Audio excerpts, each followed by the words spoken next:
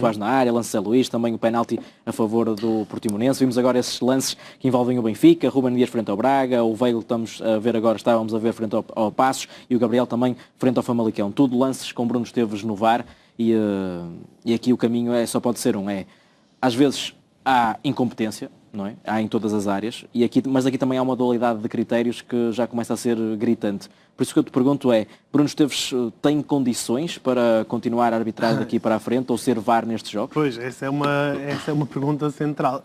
Aquilo que eu sei este senhor Bruno Esteves, árbitro, é aquele que era o B. Esteves, não é? B. Esteves. E quem é que era o B. Esteves? Para quem não se lembra, o B. Esteves era o sujeito que estava nas propriedades, não é nos metadados, na informação de um determinado ficheiro de análise de arbitragem que circulava entre pessoas do Benfica. Portanto, era uma análise. Olha, aqui, Francisco, curiosamente estamos a mostrar, já mostramos este lance há uns programas atrás, é o lance de David Luiz, em que Bruno Esteves era o árbitro. Este lance é o lance de 2010. Só para puxar um bocadinho a cassete atrás, em que Bruno Esteves aqui não havia VAR ainda, não é? Era o árbitro da partida. Bruno Esteves era árbitro e isto foi a forma maravilhosa como ele resolveu uma agressão do David Luiz, que o deveria ter impedido de jogar o jogo seguinte, porque ele tinha 4 amarelos e seria o 5º amarelo, no mínimo. E o jogo seguinte era contra o Futebol Clube do Porto. O jogo seguinte era contra o Futebol Clube do Porto. Portanto, nós na altura tínhamos mostrado isto já para ilustrar uma tendência há muito conhecida do senhor Bruno Esteves. Isto, quem acompanha o futebol com um mínimo de atenção sabe muito bem qual tem sido o comportamento ao longo dos anos do senhor Bruno Esteves. Portanto, era o que eu estava a dizer, nós não podemos fingir que não sabemos. Ninguém que tem responsabilidades no futebol português pode fingir que não sabe como é que é o senhor Bruno Esteves. Pedro, isto vai um bocadinho ao de encontro, estavas a falar, não? Recuperar este lance de 2010, se não me engano? Não tinha memória para me recordar deste lance, mas é bem recordado. Mas aquilo que eu estava a dizer é que esta é uma personagem, tal como a outra de que falávamos há pouco, do ex-deputado do PSD, que é subejamente conhecida por todos. É um árbitro que fazia análise de arbitragem que miraculosamente ia parar ao Benfica. Mas não é o único que estava neste lote. Havia outros. Havia também João Pinheiro, por exemplo, que interveio no jogo deste fim de semana, justamente, como vídeo-árbitro, e no jogo de ontem, e que não se apercebeu de um lance que nem sequer achou que era digno de análise de penalti. A falar do Gil Vicente do Benfica, é isso? Exatamente. Então, se calhar podemos já ver esse lance, também já estás a falar, é um lance com Samaris. As imagens, parece-me Acho bem. que temos essas imagens, é um lance com Samaris, um lance da transmissão da Sport TV, que não teve direito à repetição e já de seguida certamente podemos ver esse lance, aqui está, uma queda dentro da área do Benfica, onde vê-se Samaris a empurrar o jogador do Gil Vicente, e esta é a única imagem que nós temos porque não é uma existiram imagem repetições. clandestina, porque não há mais nenhuma, isto é quase... Nós ontem tivemos uma transmissão à ABTV. Foi uma transmissão à ABTV, porque é uma transmissão que sonega informação aos telespectadores, que não permite aos telespectadores formar a sua opinião. Este lance, aparentemente, é penalti. O que nós vemos é o jogador a tentar desmarcar-se para ir receber um passe que o deixaria na cara do guarda-redes, e o jogador Samaris mete-lhe o braço e derruba. E, mais uma vez, é sempre a velha história. Nós temos que admitir que o árbitro possa não se aperceber do lance, até porque isto não acontece exatamente junto à bola e tal. Mas o vídeo-árbitro é para isso que ele existe. Claro. Sim, Francisco, e lembrar que apesar de não existirem repetições na Sport TV, o VAR tem direito a todas as repetições possíveis. Exatamente. O VAR tem acesso a tudo. E às outras imagens. Quando quer. Claro.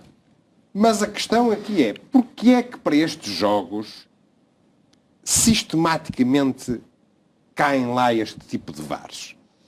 VARs que são conhecidos precisamente por esquecerem-se de analisar alguns lances, terem um azar terrível quando lhes calha algumas equipas, e o azar que têm é sempre no mesmo sentido. quando vão arbitrar jogos de Futebol Porto têm azar das coisas não lhes correrem bem com o Futebol Clube Porto. Quando lhes calha ao Benfica, têm o azar das coisas lhes correrem excepcionalmente bem com o Benfica. Isto é terrível, mas desculpa, Pedro. Não, isso é justamente isso. Isto são árbitros, quer dizer, agora já não há mesmo desculpa. São árbitros que tiveram um papel decisivo no passado, ainda na época passada, para o desfecho do campeonato. Mas falas de Bruno Esteves e João Pinheiro. E outros.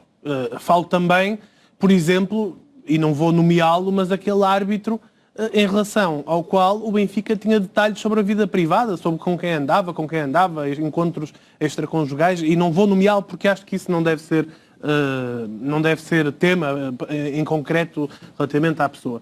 Mas quer dizer, aquilo que eu quero, o ponto a que eu queria chegar é este conjunto de pessoas que têm visíveis, é público, ligações extremamente próximas em relação ao Benfica, que foram apanhados numa série de envolvimentos muito para lá daquilo que é normal, daquilo que é legítimo, daquilo que é aceitável.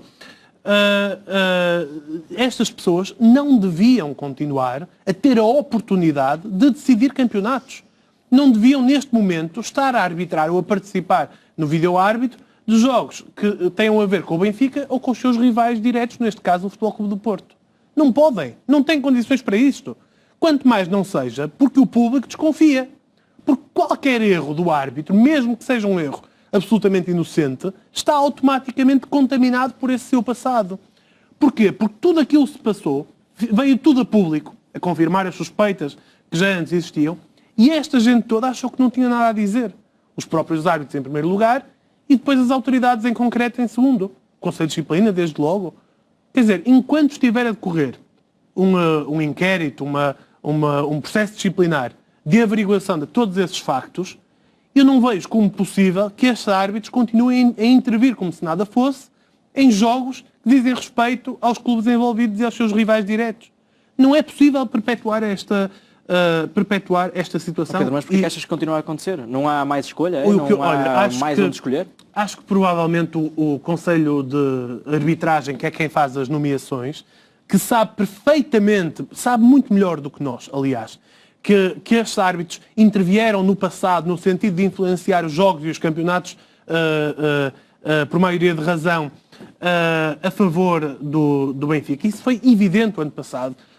Hugo Miguel no jogo de Vila do Conde, por exemplo, quando não vê um penalti e depois ainda dá golo em fora de jogo do lado oposto, quer dizer, e ninguém...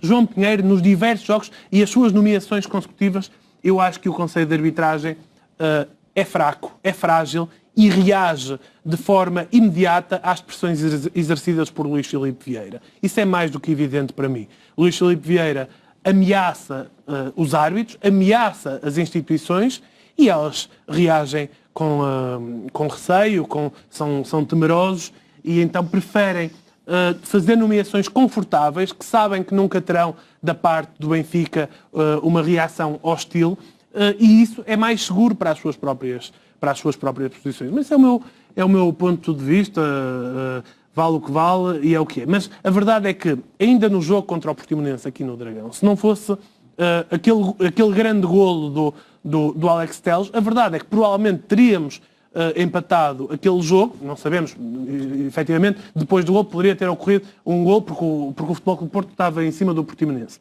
Mas o facto é que já teria influenciado esta jornada, como já influenciou outras no passado. E depois ontem a mesma coisa. E ontem a mesma coisa. Se aquele, tudo indicar ser penalti, aquele derruba do Samaris... Podemos mostrar o lance outra vez, até porque o Pedro ainda não deu o seu olhar atento a esse lance. Eventualmente o Benfica poderia não ganhar o jogo como ganhou 1-0. Não é? Portanto, estas coisas têm interferência nos resultados e pode, mais uma vez, decidir um campeonato. São imagens clandestinas, como eu digo. Eu acho que até foi por engano que eles passaram este plano. Porque, provavelmente, neste momento, isto faz lembrar mesmo a BTV. Não há forma de dizer... E seguindo aquele princípio que nós aplicamos normalmente à BTV, e eu acho que com razão, que é, se não mostram as outras imagens, alguma razão há de haver. E, em princípio, não é uma boa razão. Pedro, porque nesta imagem nota-se perfeitamente o braço de Samaris a empurrar o jogador do Gil Vicente, ou seja, não temos outras imagens, infelizmente, não temos outros ângulos desta jogada, mas só nesta imagem aberta, que é a câmara geral, não é? Diga-se assim, da transmissão, dá para perceber que alguma coisa se passou ali dentro da área do Benfica. Claro.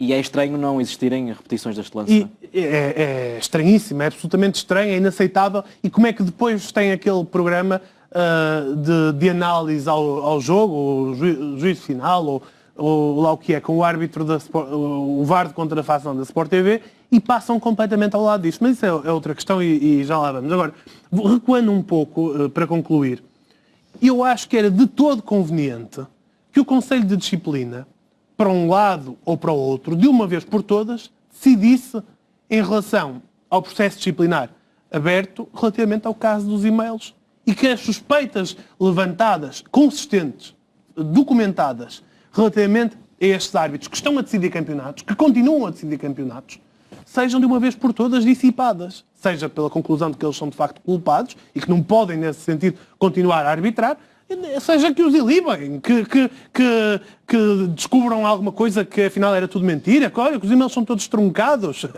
arranjem alguma coisa para que isto se torne minimamente sustentável, porque aquilo que vivemos neste momento, aos olhos de todo o mundo, é insustentável. Estamos a perpetuar uma situação que é insustentável, que é a de manter pessoas que estão carregadas de suspeitas, que essas suspeitas são conhecidas por parte de todos, estão devidamente documentadas e elas continuam como se nada fosse e tudo a subir para o ar. Eu já ouvi muita gente dizer, inclusive pessoas ligadas aos órgãos, de que o Conselho de Disciplina não pode decidir porque ainda não existe uma decisão judicial que suporte qualquer decisão disciplinar. Isso é completamente falso. Vimos ainda recentemente, relativamente a muitos outros casos, o caso do jogo duplo, por exemplo, em que o Conselho de Disciplina se antecipou à decisão judicial e pode fazê-lo de facto, porque a competência disciplinar não tem nada a ver com aquilo que é o curso natural dos processos na justiça. Há elementos que permitem uma decisão no plano disciplinar e que não carecem das conclusões nos tribunais. Portanto, relativamente a este caso, como relativamente a outros, ao Mala de Chau, às denúncias que o Cássio, o Leão e outros jogadores fizeram, eu acho que é absolutamente fundamental e urgente que o Conselho de Disciplina avance em relação a alguma decisão, qualquer que seja ela. Eu já estou neste ponto para se perceber o grau de urgência que eu vejo nesta decisão, porque isto, de facto, é absolutamente insustentável continuarmos a funcionar neste esquema de assobiar para o ar e achar que nada se passou.